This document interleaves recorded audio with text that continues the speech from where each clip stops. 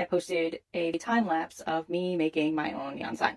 I did it with this Art Skills Make Your Own DIY neon sign kit. I bought this at CVS. It was very affordable. It came with this plastic coated wire, hot pink tubing for the light, a power source for the light, zip ties, these sticky back mounting clips.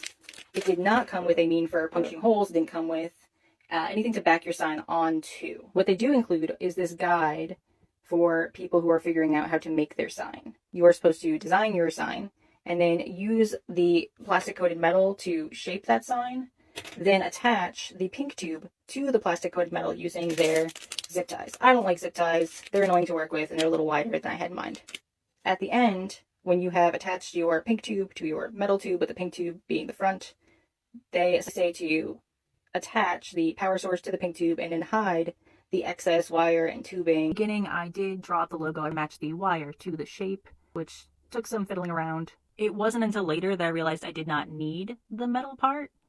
Shaping the metal is good for making sure I have enough wire to work with because it is the same length as the pink tubing, but it was unnecessary as I did not need to attach the wire to the pink tubing for the pink tubing to function as a light.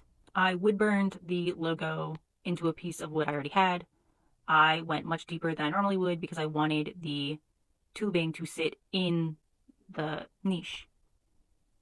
I didn't go as deep with the word studio or with the little circle in my logo because originally I didn't think I was going to be able to get the lights in those. It wasn't until later I realized that was an option, but I will come back to studio at a later date.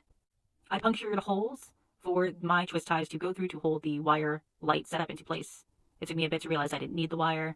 The holes had to be very wide where the pink tubing was going to go through to the back, because there is a bobble at the end which is much wider than the wire itself. Most of the holes just had to be wide enough for the twist ties, which I have are very narrow. Puncturing those holes would have gone a lot faster had I owned a drill. I don't. For the watercolor, I just wanted a little color in the background. I didn't realize the watercolor was going to close up all the holes I'd already made, so I had to go back through and remake those holes. I went around my logo with the Pen Touch gold marker, Sakura brand wide. I used glossy acrylic clear spray varnish to seal the watercolor. I used my black twist ties from around the house to attach the pink tubing. I bent the black twist ties on the back of the board so they would look neat. Then I had to conceal the excess pink tubing on the back, and for that I did use the clips that came with the kit.